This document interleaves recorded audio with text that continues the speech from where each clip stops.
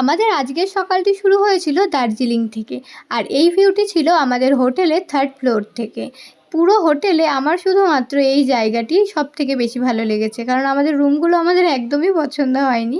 তো যাই হোক, রুমটা কীরকম কী ছিল সেটা নেক্সট ভিডিওতে আমি তোমাদেরকে দেখাবো। আর আজকে আমাদের ঘুম থেকে উঠতে অনেকটাই লেট হয়ে যায়, কিন্তু আজকে আমাদের একটু তাড়াতাড়ি ওঠার দরকার ছিল, কিন্তু আমরা লেট করে ফেলি উঠতে অনেকটাই। আমাদের ড্রাইভার দাদা গাড়ি নিয়ে হোটেলের নিচে অপেক্ষা করছিল, আর আমাদের আজকে যাওয়ার ছিল বেশ কয়েকটি জায়গায়। তো আমরা খুব তাড়াহুড়ো করে রেডি হয়ে বেরিয়ে পড়ি। ইভেন আমরা আমাদের ব্রেকফাস্টটা অবধি করিনি, যদিও ট্রিপে এসে এগুলো খুবই নর্মাল ব্যাপার, ব্রেকফাস্ট স্কিপ করা বা লাঞ্চ দুটোর জায়গায় 5টায় করা। তারপর সাথে আমাদের বেবিও ছিল, যাকে আমাদের টাইম টু টাইম খাওয়াতে হচ্ছিল। তো ব্রেকফাস্ট যে করিনি সেই খিদে ভুলে গিয়ে পাহাড়ি রাস্তায় নিজেদের ফেভারিট প্লেলিস্ট চালিয়ে আমরা আলাদাই এনজয় করছিলাম। আর চারপাশের ভিউটা জাস্ট অসাধারণ ছিল। আর আমরা দার্জিলিং আসা থেকে এখনও অবধি আকাশ মেঘলাই ছিল বলতে পারো, মানে এখনও অবধি আমরা কাঞ্চনজঙ্ঘার দর্শন পাইনি। তো এখন আমরা যাচ্ছি পিসপাগোডা।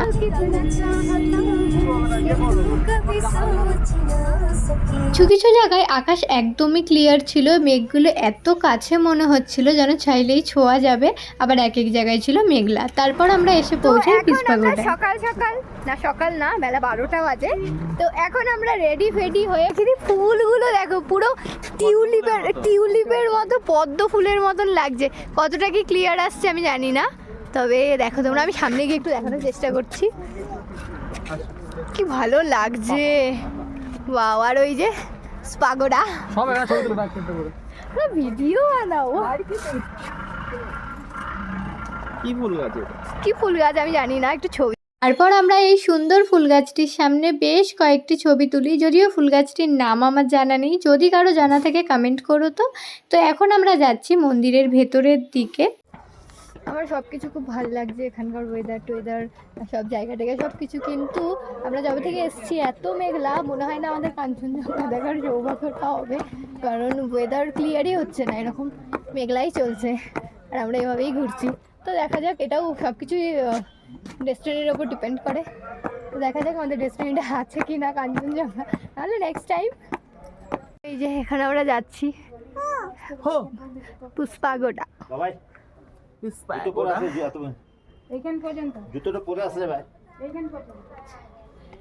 এরপর থেকে আমাদের ভিউটা দেখাচ্ছে একবার। হেঁটে হেঁটে চলো, ঠান্ডা তো, মে হাঁটবে। আমাকে দাও, ঠান্ডায় নামতে হবে না মা, মেঘগুলোকে মনে হচ্ছে কি ছোঁয়া যাবে এত কাছে। এরপর আমরা যাচ্ছিলাম রোপওয়ে চড়তে।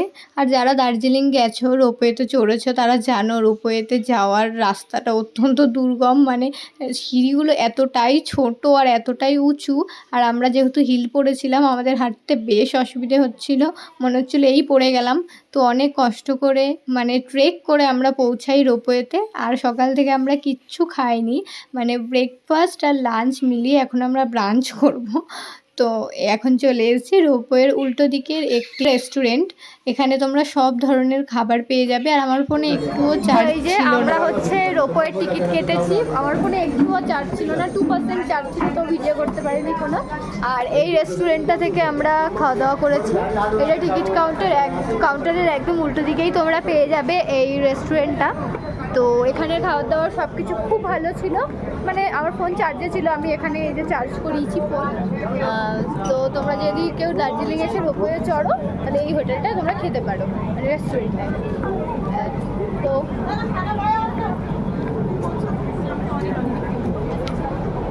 তখন আমরা রোপওয়ে চড়বো, ভীষণ এক্সাইটমেন্ট হচ্ছে, ভয়ও লাগছে যাতে। আমার তো ভয় লাগে না, এইসব অ্যাডভেঞ্চার জিনিস আমার খুব ভালো লাগে। আর আমি নাগরদোলনা চড়তেও খুব খুব খুব ভালোবাসি। তো কেমন কি এক্সপিরিয়েন্স হলো সব জানাবো, পরপর ভিডিওগুলি তোমরা দেখতে থাকো।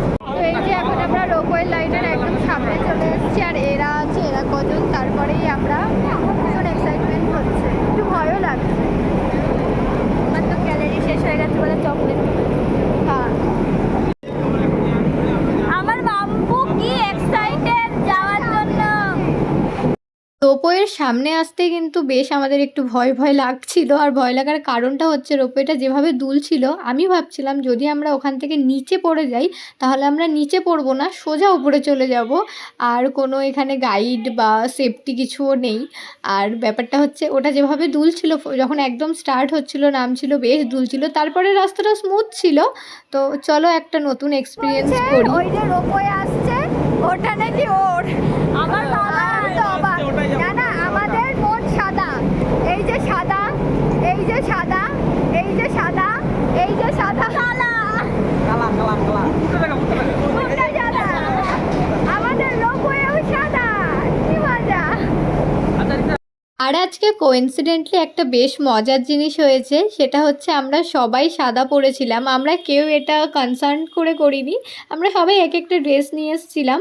আর দেখি ওরাও সেই সেম মতো সবাই সাদা রঙের একটা একটা করে ড্রেস এনেছে, আর সবাই আমরা সেই কোইন্সিডেন্টলি সেটা আজকেই ক্যারি করি, সবাই আমরা সাদা পরেছিলাম, শুধু ভাই ব্ল্যাক কালারের হাইনেক পরেছিল, যেই কারণে ওকে নিয়ে আমরা একটু হাসাহাসি করছিলাম।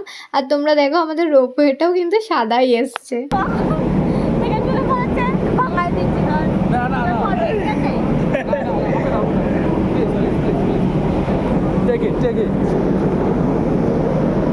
চলো চলো চলো চলো ভেতরে চলো। মাথা ঘুরছে তো, ও মা গো বাবা গো, ভিডিও হচ্ছে এখনো। আমরা এসছি রোপোতে, তো আমরা এখন রোপোতে উঠে পড়েছি। রোপওয়ে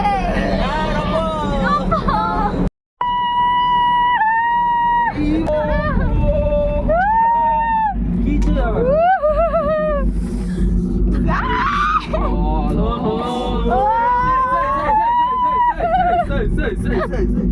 কিচ্ছু লাগে না, তুমি নর্মাল ভাবো তুমি গাড়িতে আছো নাকি দাদা? হ্যাঁ, ভাবতে হবে তুমি গাড়িতে আছো। এইবার নরমাল যাবে। হ্যাঁ, দেখো মনে রিয়াকশন তোমার কেমন লাগছে?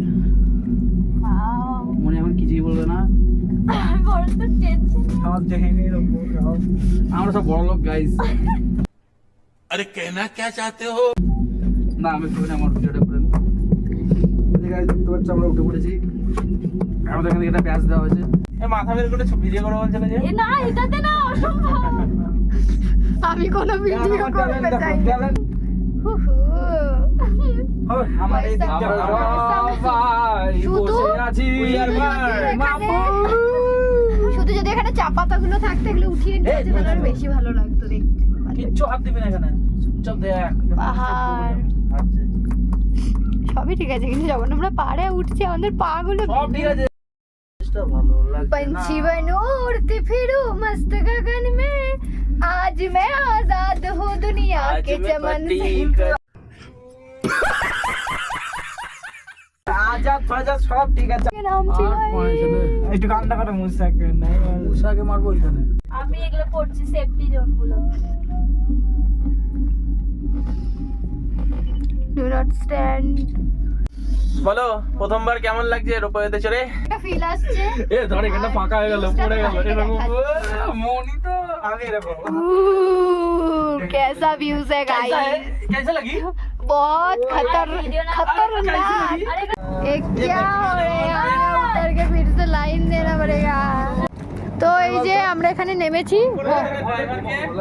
হ্যাঁ, আমাদের রোপওয়ে থেকে নেমে আবার লাইন দিতে হয়েছিল, আর সেখানে ছিল বেশ কিছু খাবারের দোকান, যেহেতু আমরা খাওয়া দাওয়া করে তারপরেই রোপওয়েতে উঠেছি, তো সেখানে আমাদের কিছুই করার ছিল না। আর এখানে মাম্পু তার একটি পুরনো বান্ধবীকে খুঁজে পেয়েছে, আর তার সঙ্গে যে কি কথা বলছিল সেটা ছাতা মাথা আমরা কিছুই বুঝতে পারিনি। যাই হোক, তারপর আমাদের রোপওয়ে চড়া কমপ্লিট করে আমরা আবার সেই ভয়ানক রাস্তা পার করে চলে যাচ্ছিলাম আমাদের গাড়ির দিকে। আর যাওয়ার পথেই এই গাছটি আমার চোখে পড়লো। এই গাছগুলো তোমরা দেখতে পাচ্ছ, এই গাছগুলি আমরা নার্সারি থেকে, এগুলো ফুল হয় খুব সুন্দর, হলুদ হলুদ, হলুদ কমলা, অনেক ধরনের কালারের ফুল হয়, বিশেষ হলুদ আর অরেঞ্জটাই বেশি চোখে পড়ে। এগুলো আমরা নার্সারি থেকে কিনে এনে পার গাছ 20 টাকা করে কিনে এনে বাড়িতে লাগাই। আর এখানে দেখো নোংরার মধ্যে রাস্তার সাইডে হয়ে আছে। এবার এই জায়গাটি তোমরা একটুখানি ভালো করে দেখো এবং আমাকে কমেন্ট করে জানাবে যে এই জায়গাটি কি তোমাদের চেনা চেনা মনে হচ্ছে কি না, মানে কোনো মুভিতে তোমরা দেখেছো। আর ভীষণ ফেমাস একটি মুভি, আর অনেক বড় একজন অ্যাক্টরের মুভি।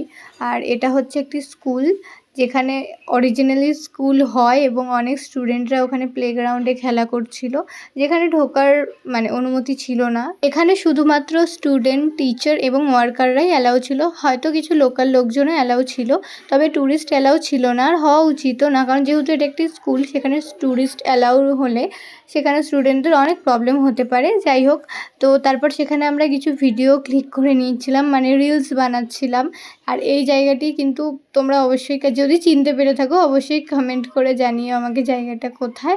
তারপর আমরা চলে যাচ্ছিলাম একটি চা বাগানে, যেখানে অনেক চা পাতা বিক্রি হচ্ছিলো, এরকম দোকানও ছিল, কারণ আমাদের বাড়ির জন্য চা পাতা নেওয়ার ছিল। আমরা আমাদের ড্রাইভার দাদাকে জানাই যে আমরা এখনও চা পাতা নিইনি, তো যেখানে ভালো চা পাতা পাওয়া যাবে এরকম একটি জায়গায় আমাদের নিয়ে চলুন।